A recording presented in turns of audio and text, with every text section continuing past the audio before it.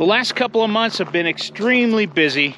We've been going to shows. We did the show with the 22. Obviously, we didn't make it with our D4. We really wanted to.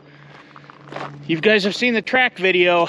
Towards the end of next month, there's a lot of drama with the tracks, and it is not done yet. And Mrs. LAOL is going to make some appearances, and I'm going to introduce you to her chickens in the future, in a future video. We got Buttercup and Mona and Foghorn Leghorn, Lord Buffington, and Freckles Frida.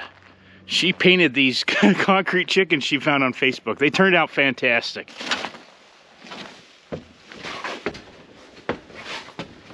We're waiting for parts. We're waiting for tools. And honestly, we're just kind of tired. I'm far enough ahead on videos. I'm a month and a half ahead right now. So I can take a little bit of a break, and I frankly need to. My wife and I had a great trip up to Albany, Minnesota for the Albany Pioneer Days. Squatch, thanks again for this shout out. That's fantastic. It's really helping the channel. And we got another tractor show, not this weekend, but the coming weekend. So that would be the end of September. We're going to take our John Deere D to that one. It's close, it's local. It's actually in a town where my grandfather grew up for a portion, the main portion of his childhood. Been wanting to get up here and start putting together the studio that I've built up here in the loft. I've got a few components. I know the lighting's been an issue, as you can tell. Like, everything is very dark and dingy up here. So we're going to work on that today.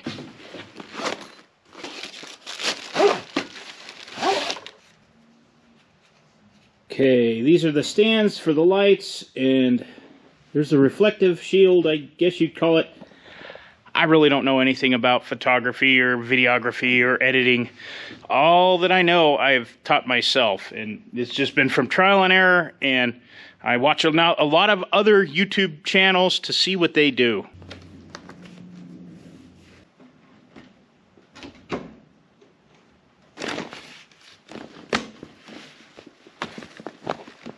While this stuff looks expensive, I think this light kit was like $60 on Amazon, which is still $60, but I think it'll do the trick up here. And it'll get light where I need it. I think these were more for, I don't know, Instagram models and makeup tutorials, but I don't think that they ever envisioned somebody buying these that was going to do Caterpillar videos. The neat thing about these is they're portable, so I can break them down. I could take them down, you know, if we're doing bench work or something, I could move this around. They've got these kind of opaque light diffusers that basically just Velcro onto here. And they are LED light bulbs inside of here. Well, let's see if those lights are any better. Drastically. Now, a relative from Minnesota, one of my wife's cousins, a couple of years ago sent me a microphone for my camera, and it doesn't work great with the GoPros. I like the GoPros, but I'm going to get into that in just a second. In the studio, otherwise, well, I have the media mod on the GoPros. I have a Sony camera, but I wanted better audio. That's one thing I've noticed have been in and out and bad in most of my videos was the audio. For the studio setting, I got a boom microphone. And again, this is my first time with all this stuff. I'm learning it as I go, so I'm gonna set that up. Looks like we've got a clamp for maybe a stand and one for the microphone on this side. Here we go. I'm guessing that this screws onto that threaded part right here. For the other side, there's a clamp here, kind of a universal clamp that I can go ahead and clamp on the table that I'm sitting in front of here. Looks like it just slides in there, and that's what gives you a little bit more universal adjustment. That's going to work very nicely. Of course, I didn't go out and immediately buy all of this. Most of this stuff I've bought little parts, little pieces at a time. When I noticed that I needed something, I would get it. And, you know, it's hard to say Do I need this stuff? I think I do. I'm kind of a perfectionist. I notice a lot of things when I edit videos, and I try to correct those things. And I like I said, I watch a lot of other channels, like very successful channels, and I look at what do they do? What do they do for editing? What do they do for extra content? What do they do? What do they use for equipment? And while most of them don't show that, and I am nowhere near the league equipment-wise of other YouTubers, I want to get as good as I can get on my budget. And the microphone brand is a MAONO. I have no idea how to say that, but there it is. Looks like it just sits inside of here. Kind of a friction spring fit. Nope. Squeeze these. Oh, that's cool. And it slides in there. So it's going to need a lot more friction tension to hold it where I want it. Got the windscreen. I don't know if I need it, but it's in here, so I'm going to put it on here. Why not, right? Being the perfectionist that I am, I've got to square this up with the mount like that. Going to kind of get into cameras here. Now, the one that you're watching this on right now, that's a GoPro 11. That's kind of my workhorse. That's the one I use in the shop all the time. It's got a media mod on it, which you'll notice on this GoPro 12, that media mod microphone is very directional. Now I like this GoPro 12. This is got the best battery life out of the 3 that I have, and we'll get into the other one in a minute. The GoPro 12 has by far the best picture quality. However, it all comes at a price, and that price is the fact that the higher resolution videos, it really maxes out my video editing. If I can make it work, I will do some screen sharing video and show you guys some of the editing that I do. The first thing I do is I have everything in a folder on my other screen. I got 2 screens here. And I drag and drop everything into my editing software that I've already separated in the camera. Now this takes a little while. I arrange all of my videos by name, which is, you can see they're consecutive in numbering, and then I can open one up. What I usually do is just drag one of these down in order. And I like to edit with a lot more definition, so finer edit here. So right here I can see where the sign, where the audio starts. So I can trim this clip tight like that. And then I can go over here on the other end and tighten that clip up as well. I like to keep it pretty close to the end of the dialogue. That way I don't have any wasted space. I don't waste your time, and I don't waste my time. Now I have a space in here. So a lot of times I will split the clip, and I can do this. So that way we have nothing but continuous dialogue. Basically, this is an overlay. Like if I want to put writing on the screen, I can do that here, and then I can move this into different fonts. I can change the duration that it's on the screen. Music. I have a folder on my desktop of music that I like to use on YouTube, stuff that's royalty-free that I've downloaded for use on YouTube. And I can drag that stuff into the music track down here if we want to listen to it. And there's a lot of things I can do with the music. I can fade in the audio, fade it out. I can use audio ducking, which doesn't work very good with this software. In fact, it usually crashes. If I want to, I could add a track underneath here. And then this will give us kind of a dual screen. And a lot of this takes a second.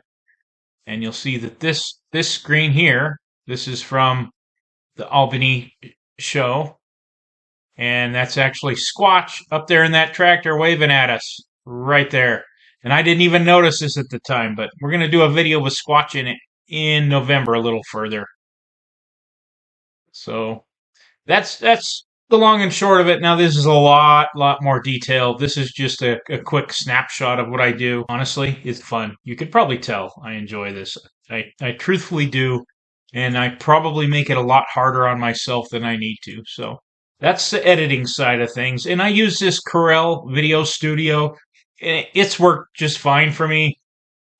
It can't handle the bigger files. It has trouble with that, but I've gotten used to it. I've learned it pretty well, and I'm probably not learned even close to all of it. It's been adequate. It's worked for the channel. On the back of the GoPros, the Media Mod, there is that USB-C port. Down below it, there is a regular, I think it's a 3.5 millimeter audio or microphone port, which I do use. That's something I'm trying to train myself to use. And I can use it with that microphone that my family gave me. And up at the top is another USB. I think that is a B port. I never really use that. Now, the one side of the boom mic that I just set up will actually plug into that USB-C port right here. So I'm going to plug it into the back of the Media Mod on the GoPro 11 that you guys are watching from at the moment. This is arguably one of the most bizarre videos I've ever made, but I thought it might answer some of the questions behind the scenes. This is behind the scenes, so let's go behind the scenes. Anyway, I plugged it into the mic. Hopefully you can hear it. You should be listening on the new microphone. Hopefully that microphone is not as intrusive as it looks to me behind the camera. I've also got this screen that goes in front of it, and I don't know what that's for. Maybe another sound screen, a spittle guard. I don't really know. But it has a clamp right here that can connect to the mic boom, and then I can place that in front of the mic like this. I don't like it. I'm not going to use it. To me, this looks super intrusive, and I don't like the looks of it in the videos. So the microphone's set up. It appears to be working well. Now I'll go over my other GoPros and my other cameras. The GoPro 12 is my workhorse for when we go to shows. This is a good camera, my good camera. This is the high resolution. This is the one I will be doing studio work with in here. I keep a newer Media Mod on here. I've noticed over time from the oils and solvents that we use, the buttons on the Media Mod have gotten distorted and they don't always record when I hit them. So that's something to be aware of if you do use the Media Mod in a workshop environment. I haven't done any in a while, and I did get this because it also does shorts. It will do the 9:16 format for shorts, and I have recorded a few like this, but I found that it's easier to edit the shorts on GoPro's software on my phone with this camera than to put it through my big Corel Video Studio editing software. I have this little mount that goes on the media, or under the Media Mod. It works well. I've got extended aluminum billet handles on all these because it's hard to unscrew those with the Media Mod on here. I have this external microphone that's a 3x5 or 3.5 port that plugs into the back. And again, one of my family members gave me one, but I'm very lazy about using this. And that has cost me a lot of good footage, a lot of good audio, and probably I'm just not used to it. I'm in the muscle memory mode with the GoPro in the shop with the Media Mod, and I've learned to just talk louder behind the Media Mod and softer when the camera's facing me. The external microphone is going to be a lot handier when I'm around running equipment and trying to narrate videos from behind the camera. It's a habit that I really need to get used to. This is my baby that I take to shows and go out in public, just simply because the quality of the picture and the battery life is second to none with the other GoPros. Of course, you're watching this on a GoPro 11. This is my workhorse in the shop. This is what I use for everything and active around the place, around the shop.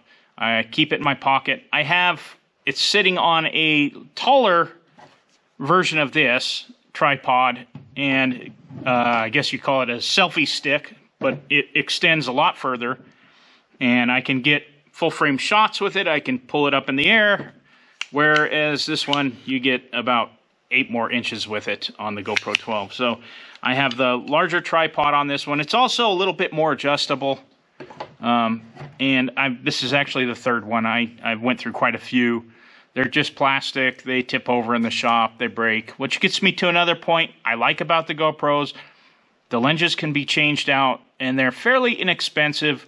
I also keep extra lenses that I have for when I'm filming welding. I'll switch them out, or sparks or grinding or anything like that. The GoPro 11 and the next one we're getting into, they both have a major issue. Now, I try to record everything in 4K, which is probably a folly, and it probably makes my editing a lot more difficult and takes a lot more time.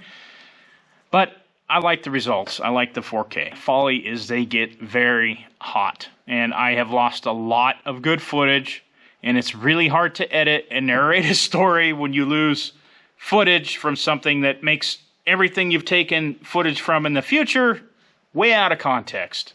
So I try to be careful. Even when my batteries are not completely low, I'll switch them out because the batteries get super hot. So that's another point. I carry a lot of extra batteries with me, and I make sure that I recharge everything at night. I have a little dock that holds 2 GoPro batteries. The newer white ones seem to hold charges better than the older blue ones that I have, and that might just be because of their age. The blue ones also get hotter quicker, I've noticed. So I carry this with me. This is also very light and portable. Like, I can use it in a car. I can just throw it in my pocket. In my bib overalls, it fits perfectly upside down in the back pocket. I keep a lens cover on it, a silicone lens cover, and I have no problems. That's the other thing. I have a regular maintenance program with my GoPros and cameras.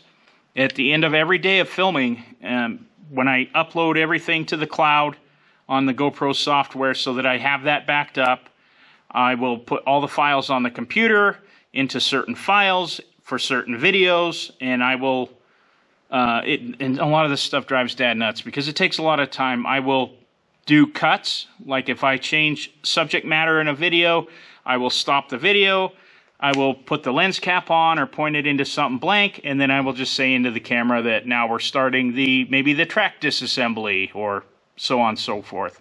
And that way, when I go to edit, I know that one video has ended and another one has began. We have talked about the GoPro 12, the GoPro 11, and here I have the GoPro 10. Now, I have a love-hate relationship with this camera.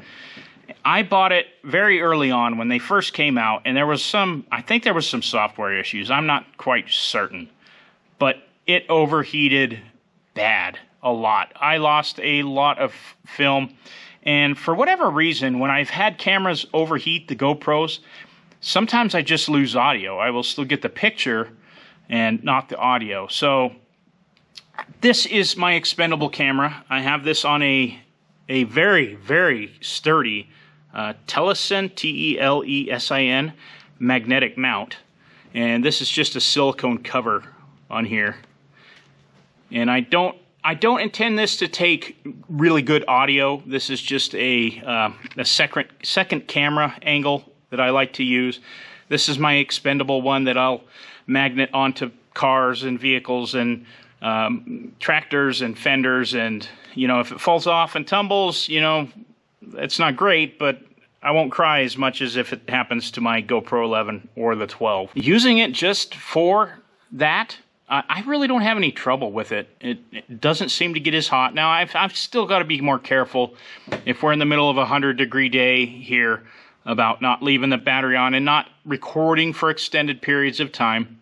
I shoot everything in short clips, which makes editing extremely long-winded. But I think the results make it really tight. I've heard and studied, and I was told that lapses in editing, more than 3 seconds, without some sort of audio, usually makes people click away. So I try to edit everything very, very tight. Some people hate it, but I always put some sort of audio in the video, either the audio of what we're working on, and I use a lot of music. A lot of people don't like the music. A lot of people don't like the music I choose. It is what it is. For the audio, I tend to stick with the royalty-free YouTube Studio stuff. They have a lot, so it's like a forever license. It's royalty-free that basically you can buy licenses for music that you like, and it might only last a year or 2 years. It may be lifetime, but this stuff's lifetime. It's free. You may notice in some of my videos that it just puts a credit to the creator of the music, which I don't mind at all. I appreciate their music, and I appreciate that folks are putting music out there that we can use. Obviously, I pick music that is suited for the tone of the video that we're setting. It's like more serious videos, we'll have more serious music, and so on and so forth, and more happy music. Again, 10,000 viewers, I'll tell you what kind of music I listen to, but you could probably glean from what I pick that it's along that line. That is the GoPro 10, and those are the 3 GoPros that I use on a regular basis. I'd say the GoPro 11 probably gets the most used out of all of them, because I simply keep and the 10, actually. Both of those are, if I'm out in the shop working, they're with me.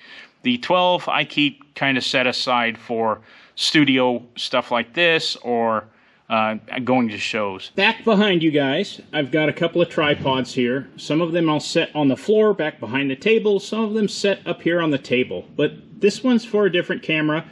And that one back there will work with the GoPro. Which brings me to the other camera. This is a Sony ZV-E10. My eyes are not great. Works great in a studio setting. I've used it in some of my videos, some of my ones where I talked about going to Antarctica. Takes probably the best resolution photos. Now, you can upgrade this with different lens. This is kind of an entry-level camera, and I do like it, but there's a big problem with this that GoPros are way ahead of. Now, yes, I'll be using this right here in the studio. It actually has a fairly good internal microphone with this little addition here up at the top, and this is another one that my family gave me when I started this. It's got the fold-out display so you can see yourself when you're in front of the camera, or it twists and turns. Now, I got a lot of this stuff when I was still working full-time and could afford it. Yeah, good camera. Does better at night than a GoPro, but no auto stabilization, and that auto stabilization is a must-have for a YouTube video. Otherwise, good camera quality and the video shaking, people will click off. I do it myself. I just don't like. A lot of people think that quality camera equates to a better video, and I don't think that's necessarily true. Now, I can get more macro close-up detail with this camera. It'll be great for in the studio in here in a static location, but this is not good for in the shop unless it's sitting on a tripod.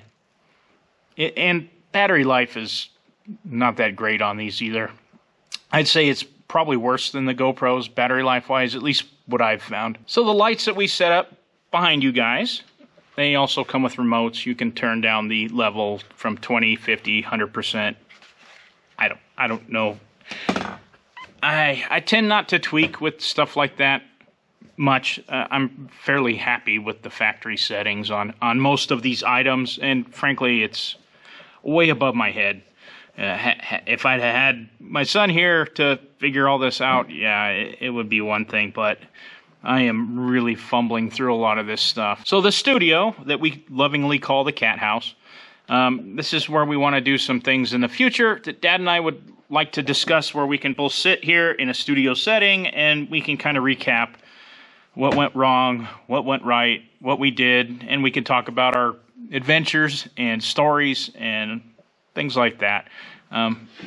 People seem to enjoy the stories from the old farm, so there'll be a lot more of that in the future. I did want to mention one more thing with the GoPros that I love the GoPros. This is my go-to for virtually everything as a GoPro, and their product support's been good. They have I've got a membership at GoPro. It's $100 a year, but they back up my files to a cloud, unlimited.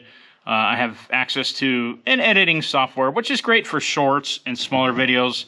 I was doing all of my videos with that at the very beginning, and I started with just my cell phone with all of this. So you'll see most of my oldest videos when I was just talking about child loss and grief. They were shot with the camera on my cell phone, and I would upload them. And that's how I started until one day we found that D4 that I'd always wanted, and here we are. The biggest problem with the GoPros that I have found is, let me turn this one on. Hopefully I got enough battery life left. I just swapped the batteries. So you can see right there, at the very bottom, maybe you can see it, maybe you can't, it says a video. And you guys know I like to do a lot of time-lapse stuff because it's easier than making you watch 3 hours of something mundane.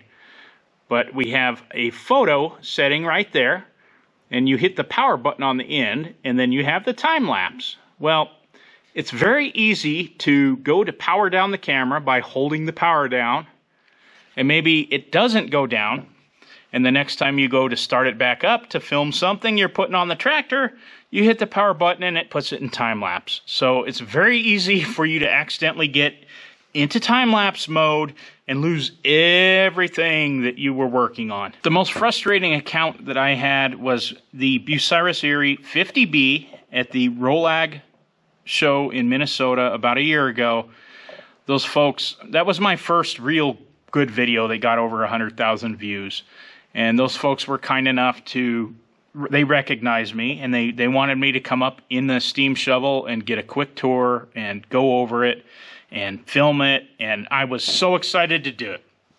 Somewhere along the point of climbing up into the steam shovel, which, childhood dream to see that, I bumped that power button, or you can also do it by just swiping on the screen when the camera's on, and I put it into time-lapse mode, and they gave me such a great tour and explanation of everything. When I started walking off and I realized what had happened, I was sick to my stomach. And I had to go back and I had to tell them, I'm so sorry, I lost everything. And so I'm a lot more conscious about it now, but it still is very, very easy to do. And that's incredibly frustrating. And it was frustrating for them. I felt incredibly bad because they were looking forward to it. They did give me another brief synopsis, but they didn't have the time, and I totally understand that. And I was grateful that they gave me any time to do any of it in the first place. So that has been probably the biggest folly that I've noticed with the GoPros, is it's so easy to accidentally slip it into time-lapse mode. I hope you found this entertaining and informative, and it's behind the scenes. So I thought this would be kind of a fun one to do and kind of showcase what I'm using to make the videos. I don't know why I ended up with 3 GoPros. I got frustrated with the 10. The 11 came out, and then the 12 I kind of wanted because it did the shorts in the short format, but it doesn't do it well. It's nice to have redundancy, and I've always been that way. I've always liked redundancy, the what ifs, because frankly, at the rate that I put videos out, if I was to go down a camera and not have a backup, I would be in serious trouble. So I like to have it in the back of my mind that I have an out. I've had a lot of fun sharing this with you all today, and I know this one ran a little bit long, but I thought it would be kind of entertaining or interesting to see what I do behind the scenes. I don't know if this is what everybody else does. This is what I do. And, you know, if you're getting started, maybe it'll help you out too. Thanks for watching, and thanks for the membership.